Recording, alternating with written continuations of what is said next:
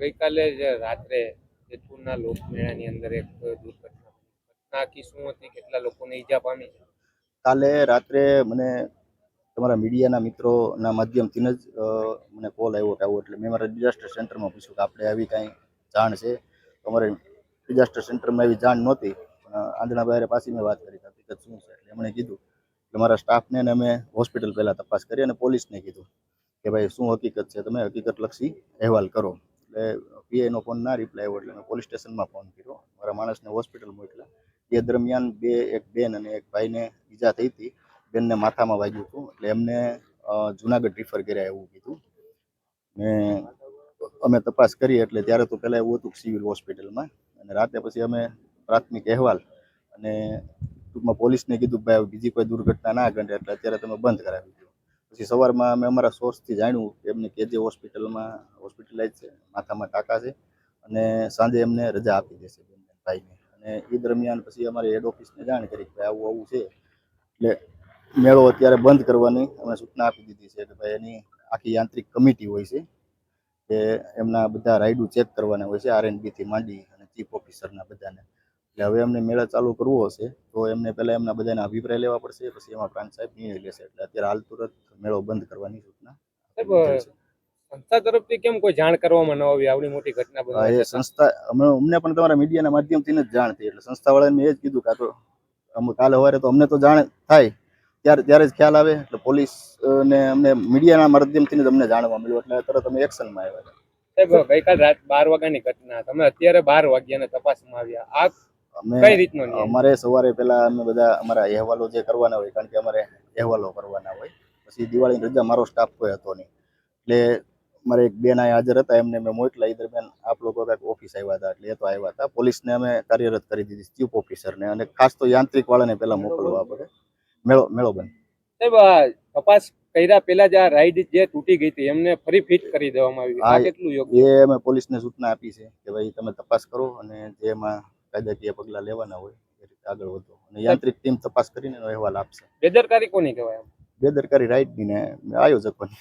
સાહેબ, આપે કીધું કે જે અધિકારીઓનો અભિપ્રાય હોય ચીફ ઓફિસર સાહેબ સહિતના, તો તે પૂર્વ અભિપ્રાય હોય કે પેલા મેળો જ્યારે કરવાનો થાય ને ત્યારે જ્યારે મંજૂરી માગે ત્યારે એની આખી યાંત્રિક કમિટી છે એ અભિપ્રાય આપે એમાં. હા, મેળાની મંજૂરી આપે, એટલે ત્યારે આ લોકોનો અભિપ્રાય છે, બધા અધિકારીઓ અભિપ્રાય છે, યાંત્રિક કમિટી આખી છે એનો અભિપ્રાય છે. સાહેબ, બીજી એક વાત કરી છીએ કે આપણે જે અધિકારી હોય, જેમ કે તમે મામલતદાર સાહેબ જે ચાર્જમાં છો, તો અધિકારી હોય મામલતદાર સાહેબ છે એને 24 કલાક પોતાનું જે હેડક્વાર્ટર હોય, હા, હેડક્વાર્ટરમાં જ રહેવાનું જ હોય. તો સાહેબ આપ હેડક્વાર્ટરે જતા? હું મારું છેલ્લું ગામ છે, મારું વતન અમરેલી છે, એટલે વડિયા મારા રિલેટિવ છે, એટલે હું ત્યાં જતો હેડક્વાર્ટરની નજીક ચારણિયામાં મારા સંબંધીઓ છે. ચારણિયા મારું છેલ્લું ગામ છે, ત્યાં મારા મામાના દીકરા રહે છે, એટલે મારે મસ્ત ચાર્જ હતો, એટલે ફરવાના બધા પ્લાન કેન્સલ જ કર્યા હતા, કારણ કે મેળો છે એ દર વખતે અહીંયા થોડો સેન્સિટિવ હોય છે. Thank you. હાજી હાજી હાજી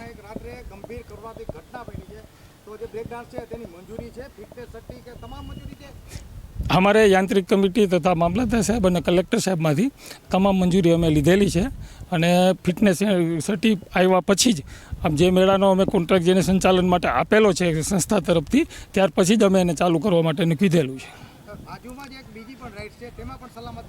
હા, આજે જ પણ અમે પાછા યાંત્રિક કમિટીને જાણ કરી છે, અને બીજા એ લોકોને બોલાવી અને તમામ સૂચનાઓ આપી છે કે ભાઈ જે ખામી હોય કે જે પણ જરા પણ લાગશે તો અમે તરત એને નિવારશું, અને જે આગળ જતાં આવું જે થયું કરવાનું કારણ કે ભાઈ સંજોગો સાથ થયું કે જે ગણીએ પણ એવું બીજી વાર ન થાય, અને તમામ અત્યારે કામે લગાડ્યા છે અમે કે બધું ચેક કરો અને પૂરેપૂરી સેફટી હોય તો જ અમે ચાલુ રાખશું, નહીં તો અમે કરશું નહીં, આગળ નહીં વધવા દઈએ.